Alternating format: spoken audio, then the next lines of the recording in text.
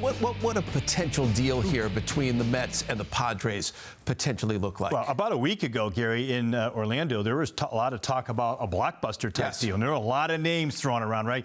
Not just Pivetta, but Bogarts, Tatis, Lindor's name was thrown out there. 99% of those don't happen. So I think the more realistic one is what we've been hearing a lot more recently is a guy like Nick Pivetta, their starting pitcher who had a career season last year. It really under 3 ERA. And this type of deal is something because he has 3 years of control left and they're trying to shed money would make some sense, I think, on both sides.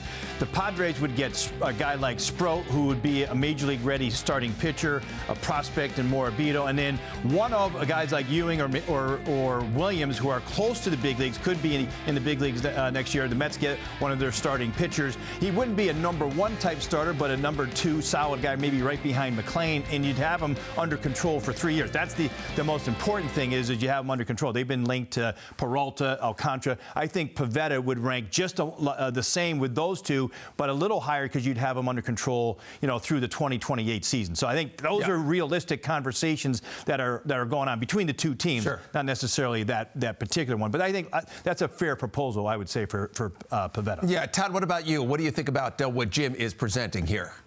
Look, I like the idea of bringing Pivetta. I think he's a guy that's been a little bit under the radar. I don't think his name has been thrown around all that much until just recently. When we were hearing about the Padre potential blockbuster, his name wasn't really being mentioned in that. It was Mason Miller. It was maybe even a Tatis or Machado at times. I like Nick Pivetta. I think the one thing you think about with him, he's a veteran guy. He's under control. Career year last year, but also career innings pitched. He's been a workhorse. And the Mets need a guy that can burn up innings like Pivetta can. So I like that. I think the proposal with Sproat plus maybe a Jet Williams, something like that, is a lot for the Mets to consider to give up for one arm. But I do think right now that trade market is very, very high. There's a lot of things being asked in that trade market because they know that's where people are going to shop right now, especially people like David Stearns and the Mets. Jim, I love you. I hate your trade proposal. I really do. Here's why. Because to me, Pivetta's coming off. You love prospects. I do. Just hug them. Look, I'm all for trading prospects. I really am. But it's got to be that number 1 ace type guy. And I'm not sure Pivetta is that. It feels like buying high off of a career year. It feels like not giving Brandon Sproat a chance when he has already proven successful in the major leagues. So for me, if I'm going to deal Brandon Sproat or Jet Williams, and you're talking about some of the best prospects in this organization, I want to get back a Tarik Skubal type. I want to get back a Sandy Alcantara type.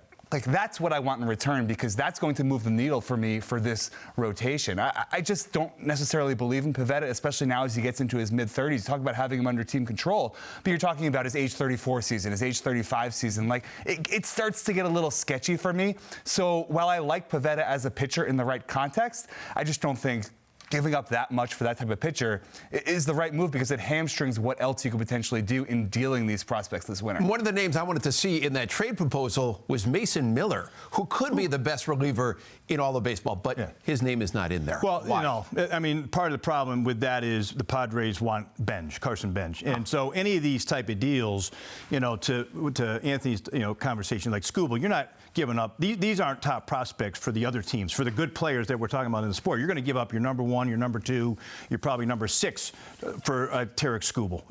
And so in Mason Miller, I know for sure from talking to the Padres that Benj is in the conversation, and they wouldn't even consider it without Carson Benj and then maybe something else. So, again, part of this, what we talked about earlier, the price tag is extremely high on the trading front. I don't expect, that price to come down all that much, but with the Padres, it might because they do have a money crunch. So I think you just got to sit there and be patient.